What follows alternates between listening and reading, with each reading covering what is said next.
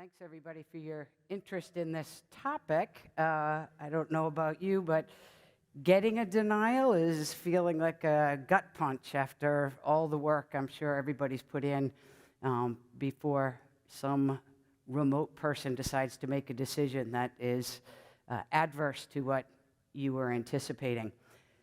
I feel a little like we're convening the United Nations here, but it is important because I appreciate we have an international audience, and some of the principles of what I'll talk about today are really around advocacy and you becoming a knowledgeable and helpful ally in the advocacy activity.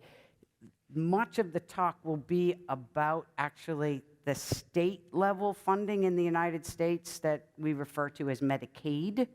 And part of the reason I focused on Medicaid is because it is a place where you can make local decision actions by using the decisions that you get from your state Medicaid decisions. So there's a proximity to the decision and the ability to change policy. I appreciate that it's very US-centric, and in fact, there are probably 50 different presentations of this, depending on which state that you work in. But I want to give a little bit of a framework. I was asked to disclose whether I had any conflicts of interest with every reviewer who denies me. So other than that, no, I have no conflicts of interest. As I said, we'll do a little bit of background around Medicaid as a US government-backed insurance policy. The infamous small group activity, which will be interesting in this room, and then the impact that this activity can have at this, first of all, at the individual consumer level, which is obviously something that's very motivating and passionate to everybody in the room, but also at the state policy level. And Kara spoke this morning about positive change at a systems level. And that's the other thing I want to show is that you can show aggregate decision-making and bring it back and get a broader policy change. So, as I said earlier, responding to Medicaid decisions really do become a tool to impact the policy that's happening locally. And I'm sure many of you have experienced changes in your Medicaid program, whether it's direct personnel or they've moved to a managed care program, and the people that you are working with change all too frequently. Relationships are important, and starting off with, let me help you understand what complex rehab technology is a really good place to start. So start with a place of trying to get to mutual understanding. So some important background information. By federal regulation, managed care organizations that are in contract with your states to provide the managed care Medicaid program, they cannot be more restrictive than your state fee-for-service program. So it's really important, because I've had a Medicaid program tell me, well, we only follow the Medicare rules. Well, those are more restrictive than the Medicaid rules. So it's really important to start with a place of the private company that's providing the Medicaid benefit cannot be more restrictive. MCOs and Medicaid programs have a requirement to send their member appeal rights and how to appeal their decision as part of their routine program. It has to be in writing, the decision has to be in writing, and their appeal rights have to be in writing. And those are documents that you can ask for copies of. You can work with your client specifically. You can look at the time frames, what can be faxed in, what can be a telephone call, how do you get an appeal number. So read those documents. They're really complicated, particularly for a person who's on Medicaid, who's trying to figure out how to live their life every day between home care and their supplies and their transportation, and which care manager does this and who does that. So ask for a copy of the paper. It will help you guide you through the appeal process. As the clinician of record, and I feel really strongly, boy, I just dove in, didn't I? By the way, my name is Jean Minkel. I am a physical therapist. I work in the New York City area. We run a wheelchair clinic called On a Roll, and we've worked largely with the Medicaid population, although we have a large dual eligible population, meaning they have both Medicare and Medicaid. Some of our clients have private insurance as well. I am the clinician of record. I have made a recommendation based on my assessment, not only of the person and their function, but their environments of use, their trial of technology. I work really closely with a group of suppliers in the New York area. We are very much a team. We include the client in every decision as we go along. But it's my responsibility to write that letter of medical necessity. That's my role. And when that is what has an adverse determination, as the insurance companies so fancily call a denial, then it's up to me to defend what my decision was relative to the policy that they're using to deny it. So it's my voice, it's your knowledge, and it's really essential to partner with your consumers as you go through this process. So, I'm inviting you to travel in a foreign land.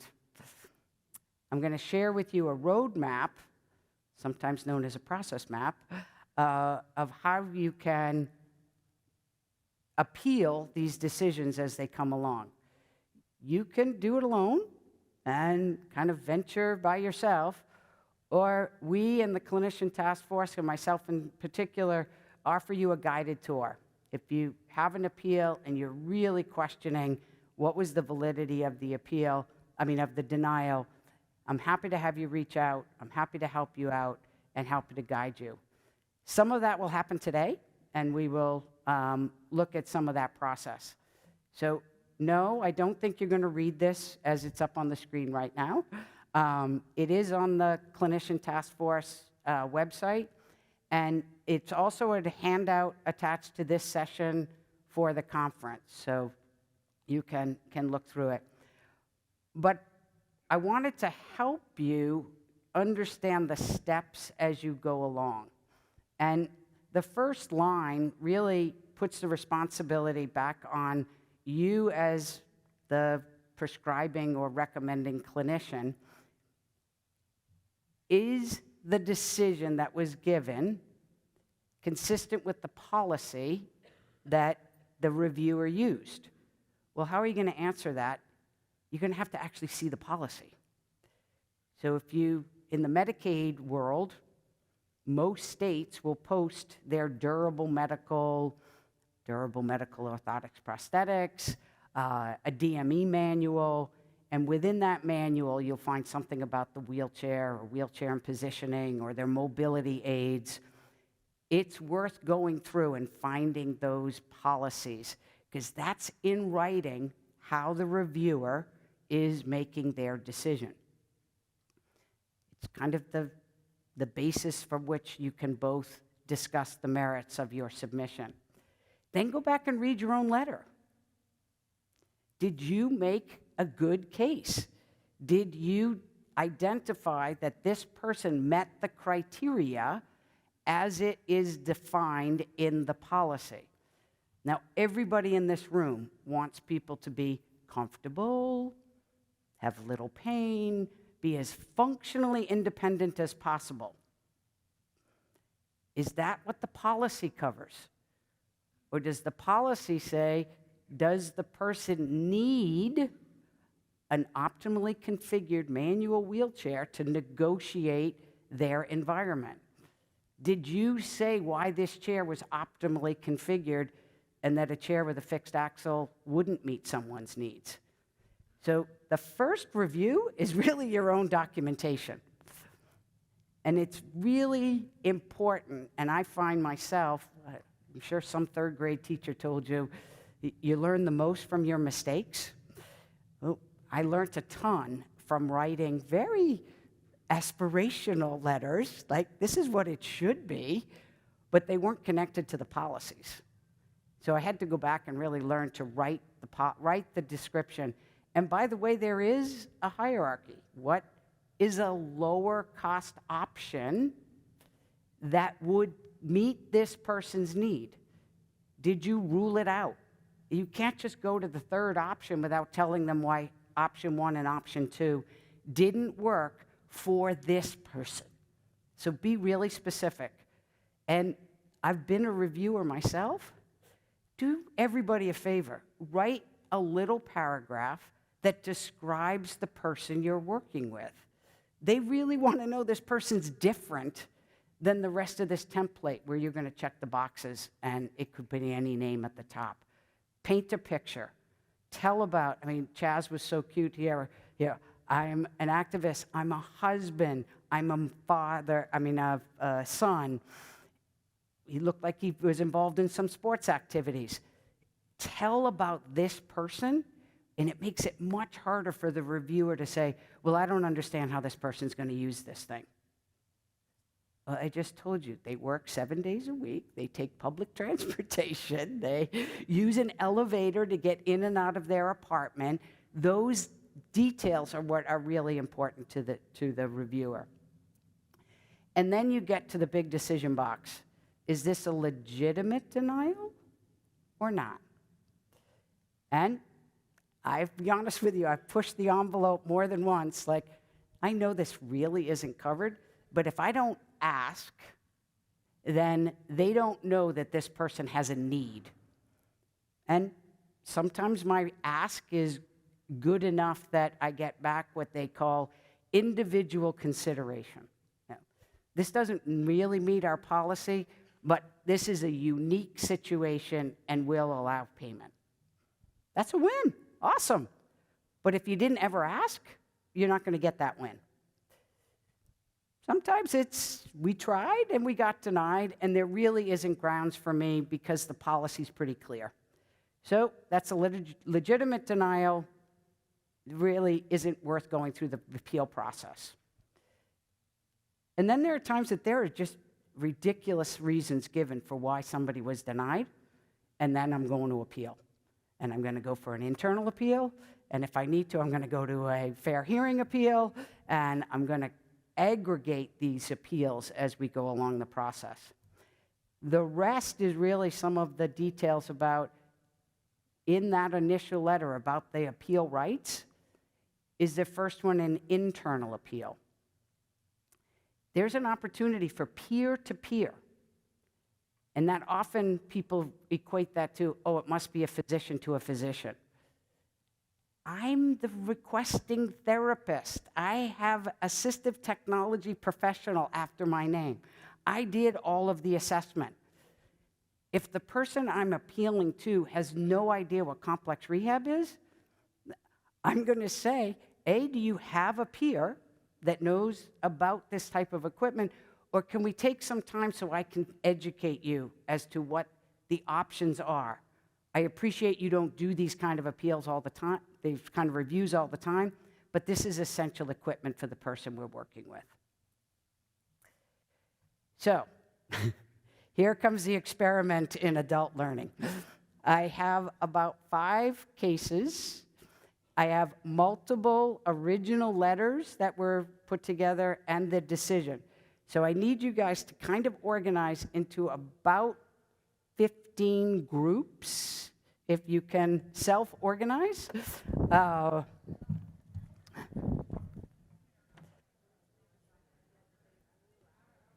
So thank you to each of the readers in the group. That was a monumental task trying to get through those letters. So we are going to do a little report out, and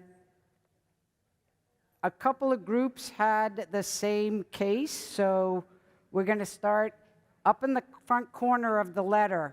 there was an initial, and I want to see the groups that had NB at the top.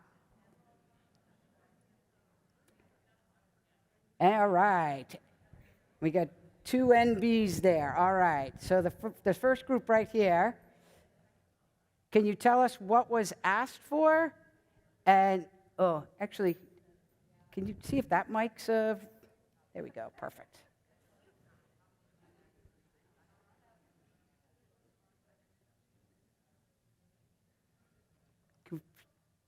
Is that working?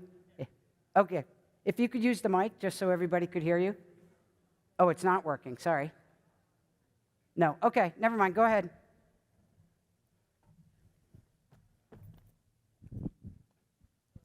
No, that's all right, go ahead. You just do it, I'll repeat it for people. I'll try to project. NB is an older gentleman with Parkinson's who has a current Power 3 power chair that's 12 years old. Okay, so actually just what was asked for. Oh, they were asking for a new power chair with seat elevation as one of the components. So a power chair with a seat elevator for a gentleman who had Parkinson's and actually had polio as well. So. That's right, Post-polio and Parkinson's. All of the wheelchair was approved except the seat elevator. So the power chair was approved except the seat elevator? Because it was shown that he needed it for transfers with the assistance of an aide. So that the use of the seat elevator, which by the way he had one, was using, was really in assistance with the aide. And the denial was based on the fact that the seat elevator would not make him more independent. He would still need the aide to assist with transfers. So the policy says, and the criteria that was used was, seat elevation is used if it allows the person to transfer independently. That was the criteria. So was it a legitimate denial? Yes, but we thought we could look back and see if the seat elevator might help him in other aspects of his home to reach the counter or cabinets and maybe resubmit with a different reason. Awesome. So initial denial was actually legitimate given the criteria of it's supposed to be. The second piece of the criteria in New York is, does a seat elevator allow somebody access, oh, thanks so much, to be involved in ADLs by virtue of not having to move stuff out of cabinets, et cetera, et cetera. His challenge really was he didn't really have much upper extremity function. It is, I will tell you, a case that we did appeal on the basis of, we were very specific, where the aide could transfer him was in public toilet facilities. But that was We listed still in got here. denied, but That was no, listed, and they still denied. And they still denied it. So, but I just want to point out, like, let people know what the real needs are. And it's still a real need. So, thank you very much. Did the other group have more to add, a different outcome, different next steps? Sure, good. Oh, you get this. And now you can pass it. Okay. I was just curious, you know, I know sometimes in the past I have gone back and said, okay, yes, they are still needing assistance with this transfer, but without the seat elevator, they're dependent. With the seat elevator, maybe they're min-assist or something like that, you know? So I know typically things don't get paid for caregivers, but I have on occasion, gone back and described that and had luck and gotten that paid for because, you know, of course, worrying about what might happen to the caregiver performing that lift, and then this person is left without any assistance. Exactly. So just curious if you've had any experience with that and if you could speak to that absolutely. at all. So the comment was, actually, I'm afraid the mics are going to yell at each other. The comment was clearly in this case, and in many cases, particularly that feature of the seat elevator, it reduces the amount of assistance. It makes giving the assistance easier. Is the convenience of the assistant part of the criteria? And the woman asking said she's made that claim, and sometimes it works and sometimes it doesn't work. Yes, exactly the same. we work with a fairly large number of people that use consumer-directed personal care services, so they have really long-term relationships with their personal care assistants, and people who have aging caregivers. So if you can demonstrate, reduction in back issues, ease of, and the ability for the person to continue in their own lifestyle. So it's not 100%, but it's always worth, and those are the personal things, individual consideration.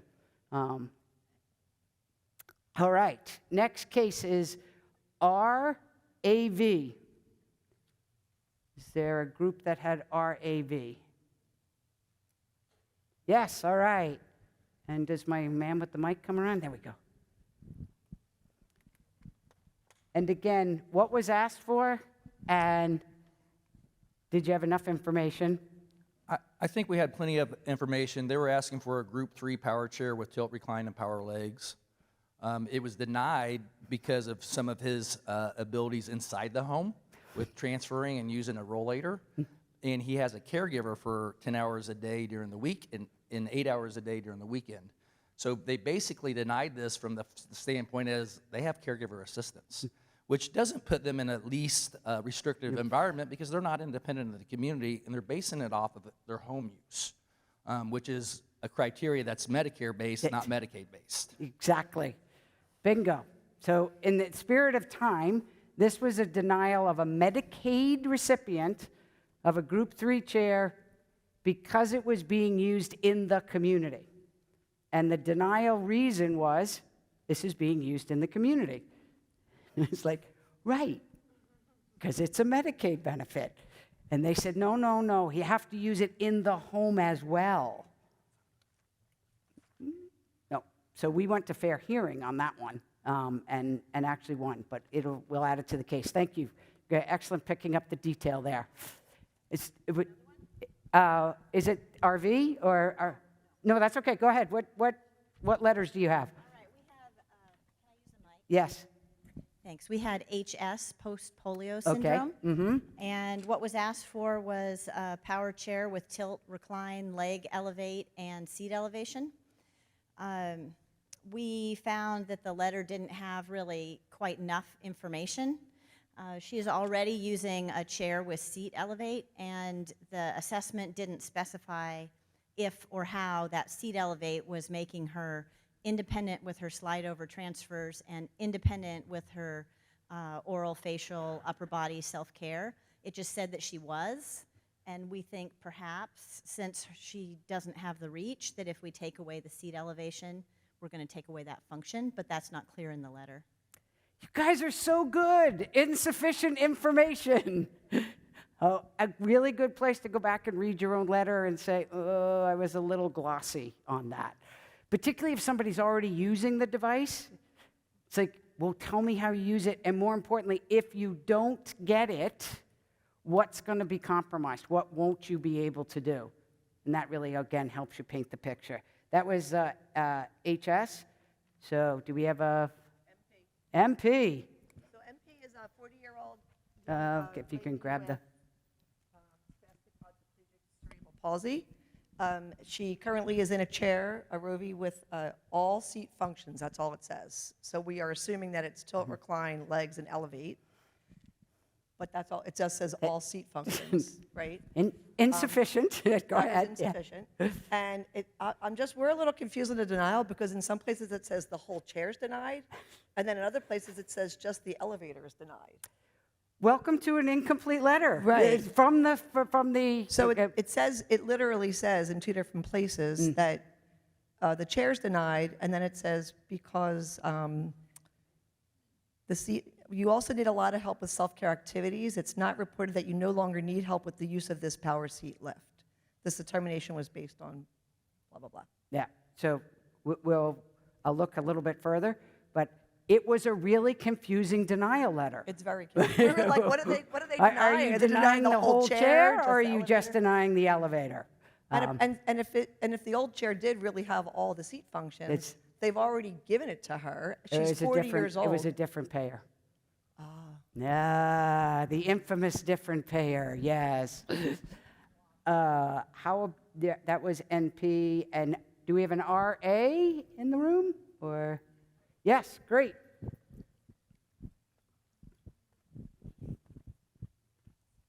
So RA is a T10 power with history of skin breakdown in a K5, and they were asking for a replacement K5 and seating. The chair and some of the accessories were approved. Side guards and impact guards were denied as just not medical items. They also asked for a smart drive. It was denied per LCD requirement. And a matrix back was denied, not meeting criteria, only meeting criteria for general use. But what was the reason that the smart drive was denied? It just says denied is not medically necessary per LCD requirement.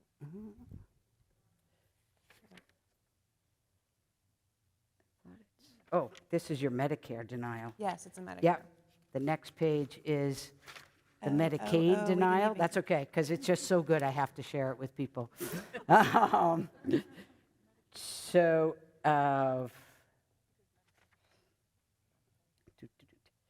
getting this notice, you were denied. To approve this item, it's covered. The very last page, thank you. Oh, it is the very last page. Basically, what they were saying is, you didn't demonstrate that you can't push a manual chair. It's like, right. So this came down to the reviewer had no idea what power assist was, and honestly thought that you only got a power assist if you couldn't push a manual chair. So it was accurately denied, if you will, from Medicare because it was being used in the community. But in Medicaid, the reviewer had no idea what a power assist was. It said, you didn't demonstrate that you're not able to propel a manual chair. You do propel a manual chair with a power assist. Thank you. All right. In the spirit, so first of all, thank you everybody for being so participatory, and you can see how your letters can so influence the reviewer's decisions. I also want to share with you, your conclusions were great. We had an appropriate denial, a community use, insufficient information, the seat elevator wasn't needed, power assist can't push a manual chair. So all different reasons, some legitimate, some not. And what we did was we collected all of these, and we appealed every single one of them. And those that we needed to, we went to a fair hearing. I'm going to go back up on the stage to make it easier for the AV guy. And then we did something really important. And we reached out to our advocates in the disability community to join us so that it wasn't just the clinicians and the suppliers that were complaining that the decisions weren't going our way. And we brought together a group in our local area called the Civics League for Disability Rights. You could reach out to an independent living center, you could reach out to an ADAPT unit, you could reach out to your own peer-to-peer support group, but I really encourage you to reach out to consumers in your community. And my two colleagues here, Marcus Johnson and Sharifa Abdahami, have been incredible allies. And with their voice, we went to the Department of Health, who is ultimately the overseer of managed care and the Medicaid benefit. And they brought these 30 denials, as you can see, all over the place in terms of, we brought the denials that we didn't think were appropriate denials.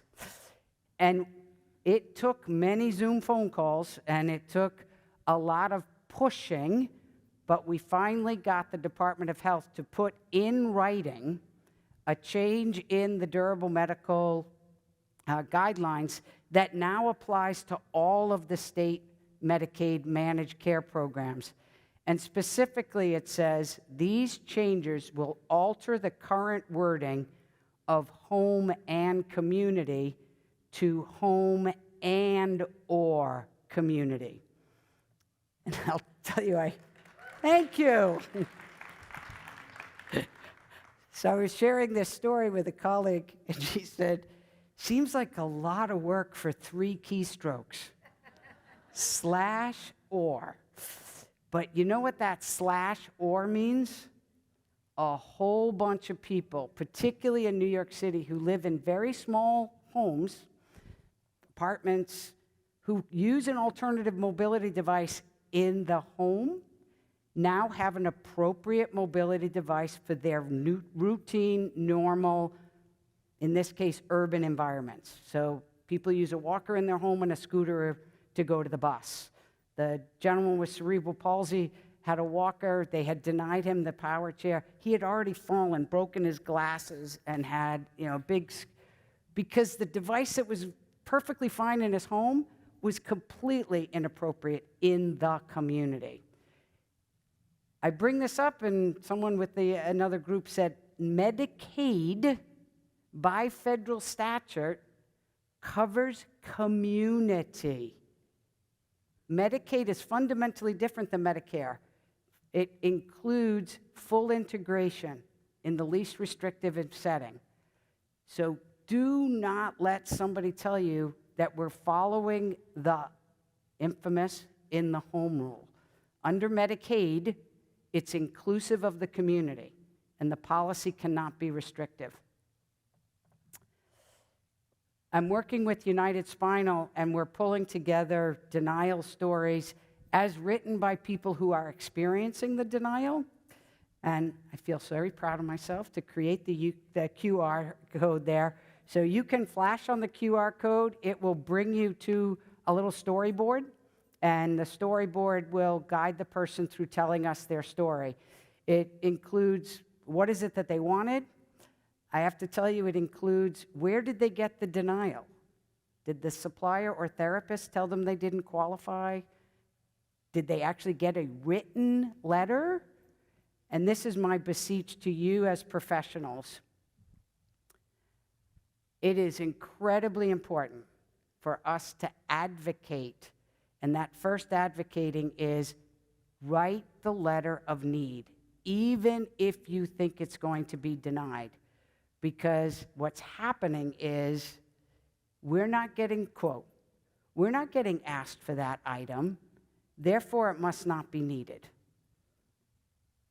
If you don't ask, they won't deny it. And then when you get the denial, if it's a legitimate denial, it's a legitimate denial. If it's a crazy denial, like you have to push a chair, you can't push a power manual chair if you need a power assist, it gives you the opportunity to find out what's the knowledge base behind the person that you're working with, and starts to build. I'll also tell you that out of our work, not only did we get the state policy changed, we got our biggest managed care company to actually draft specific policy about community use. We actually have a policy for backup chairs, and this is all coming from the community saying, this mobility is my right. This is how I negotiate my world. If I live in the community, I have to be able to get around the community. So partner with your advocates. Really, they are so powerful. I could tell you the bureaucrat looks at somebody in a power chair, and my 2 friends, Marcus uses a sip and puff chair, about the thickest ride cushion I've ever seen because his butt is so friggin' bony. And Sharifa is just a beautifully articulate woman.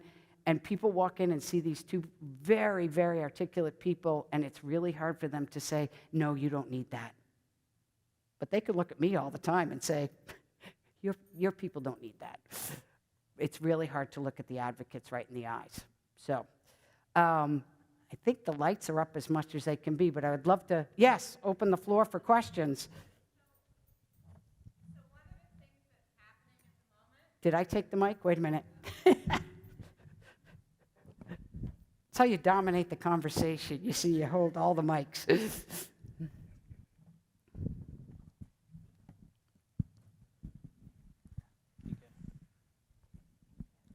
One of the things in Michigan that's happening at the moment is the MCOs are turning the community access against us.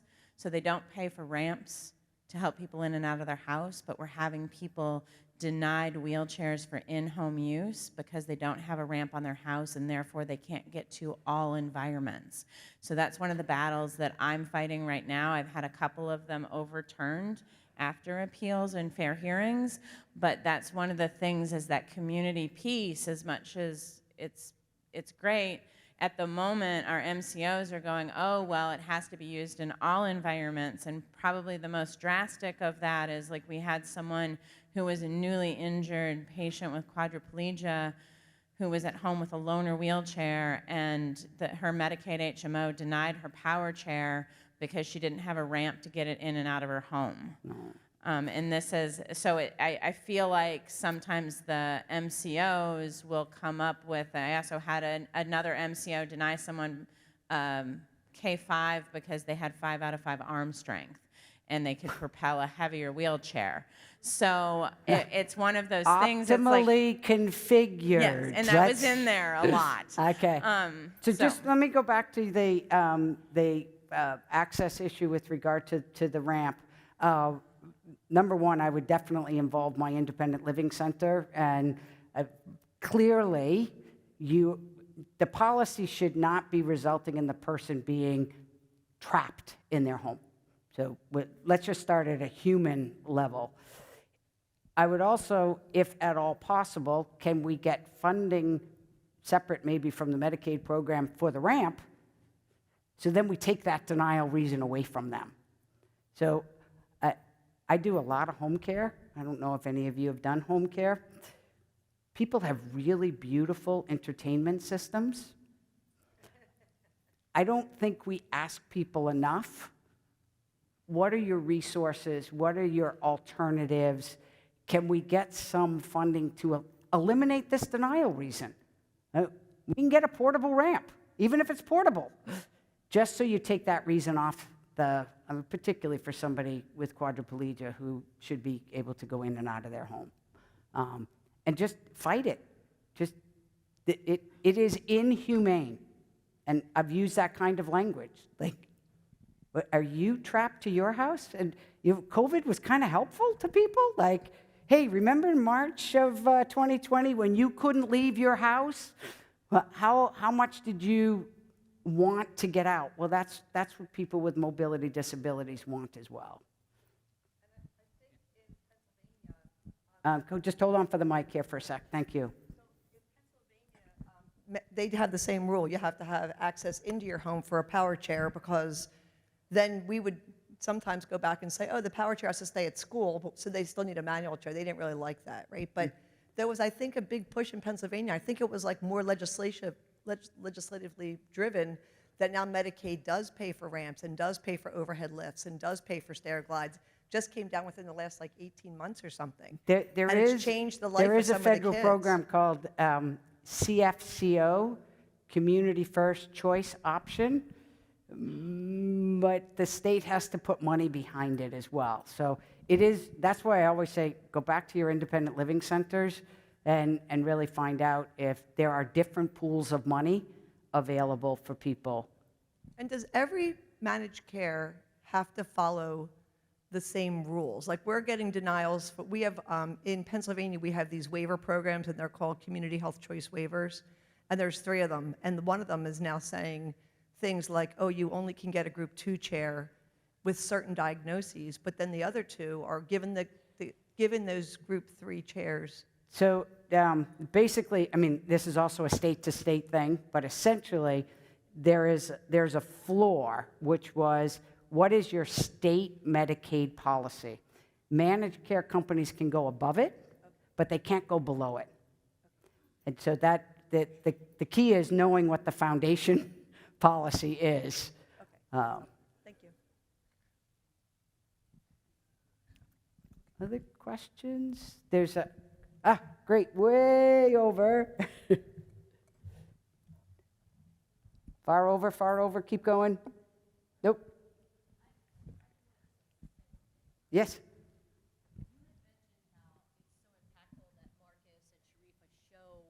face at these meetings, put photos in your documentation. We put lots of photos in the documentation. Can you just bring the mic up closer so everyone can hear you? I'm really loud, so I didn't That's want to okay. scare everybody. Put photos in your documentation. I think you're building a story, but then if you show them that photo too, it makes it a little more personal, and then they can see how disabled they are or whatever they need, what they look like. So that's helpful. Absolutely. Yeah. Get the consent for the photo and then put the photo in. I think there's a bunch of questions over here.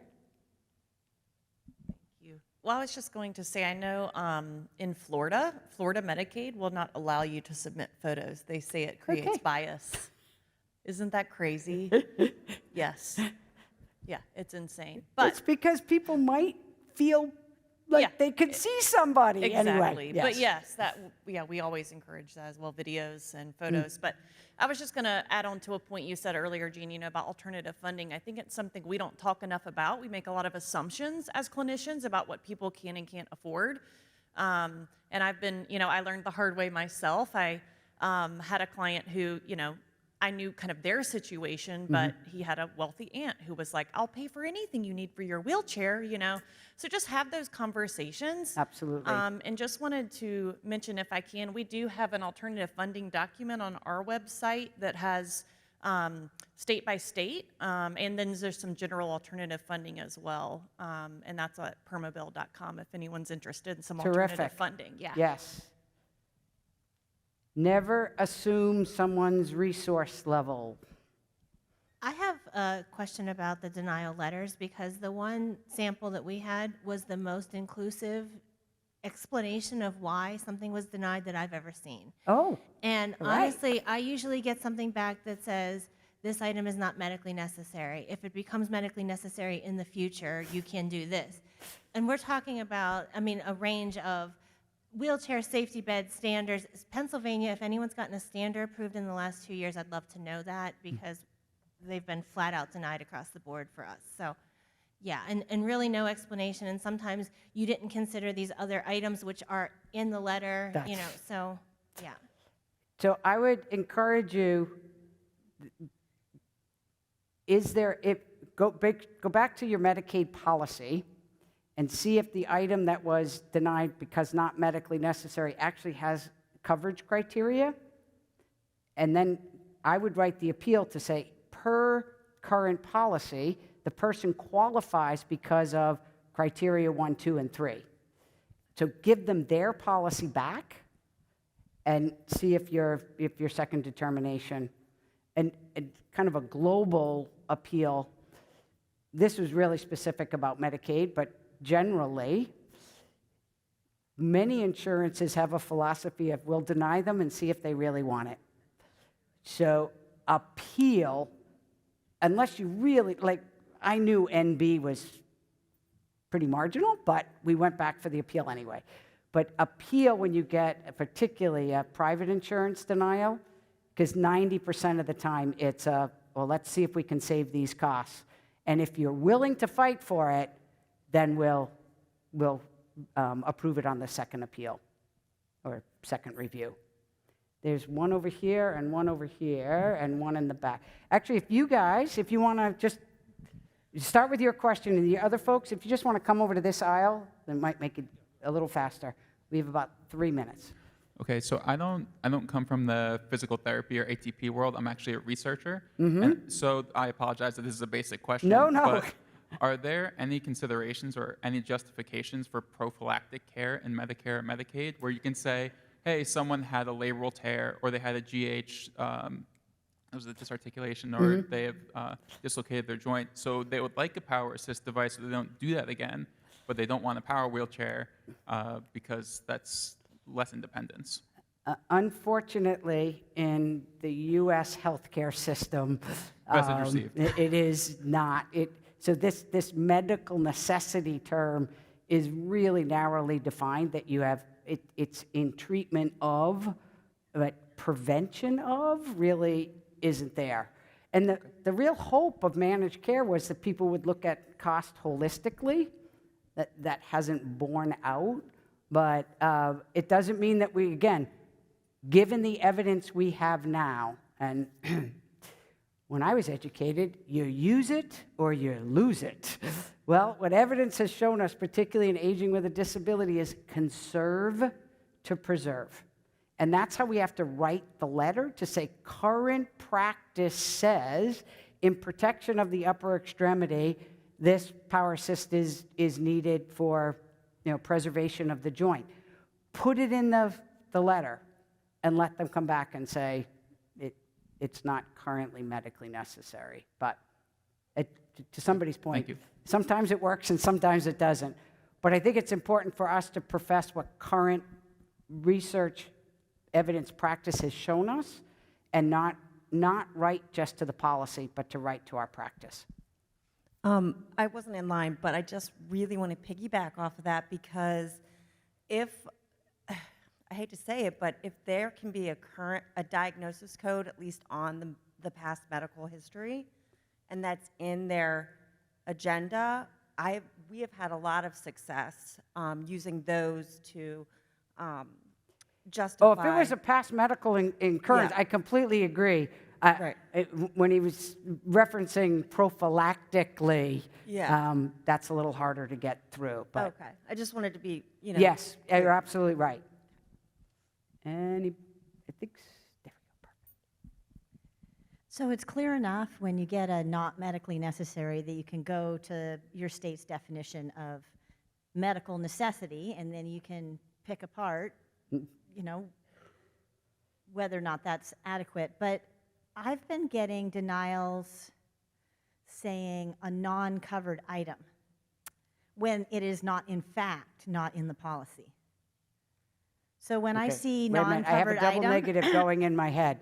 so when I see non-covered item, I think, oh, I should give up because this item is not in the policy.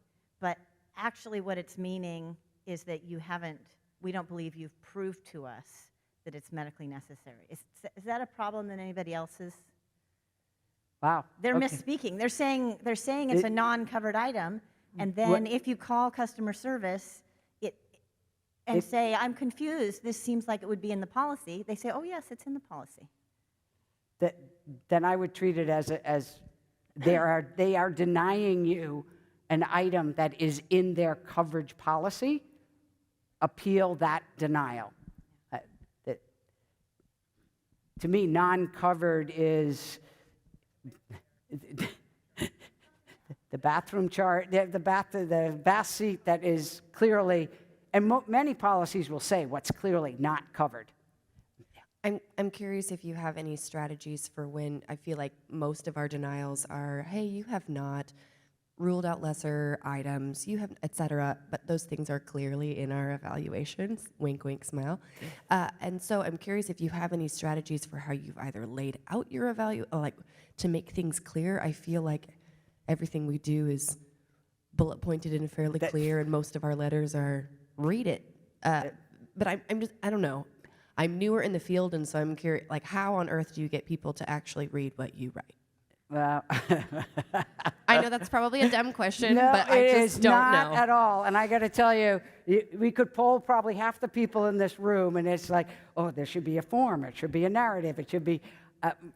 I will tell you, when I've spoken to the reviewers in particular, what they really want to know is they want to see a picture of the person.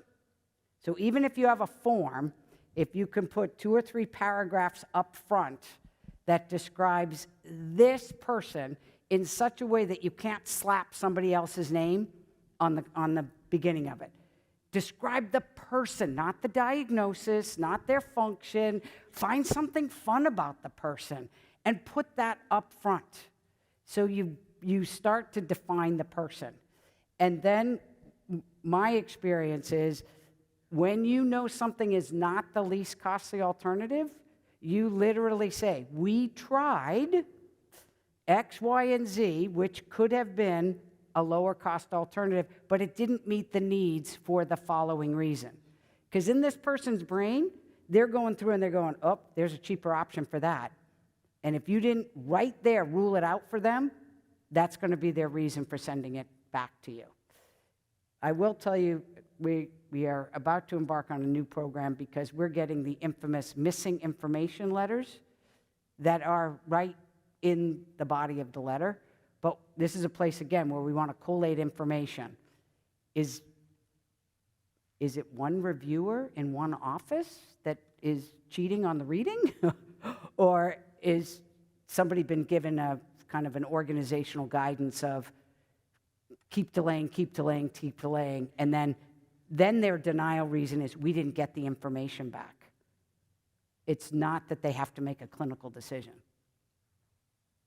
So write a good narrative up the front would be my first. And then when you know it's not the least costly alternative, call it out.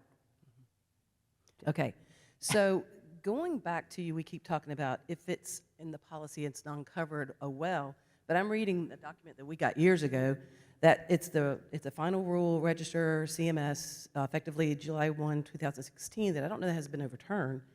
And basically, it says, the rule also codifies that the states must have a list may have a list pre-approved medical equipment and suppliers for administrative ease, but must not have an absolute limit on coverage.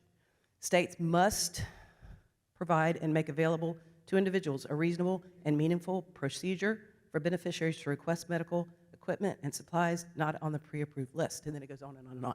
Right. So it's like, it sounds, and that's, I've used this many times. I even put it in my evaluation so that, because. So that's basically the language that's giving you the individual consideration. Like, I appreciate that this person's needs isn't covered in your general policy, and therefore I'm asking you kind of for an exception. And I think I have read policies, though, that say, X product is not covered.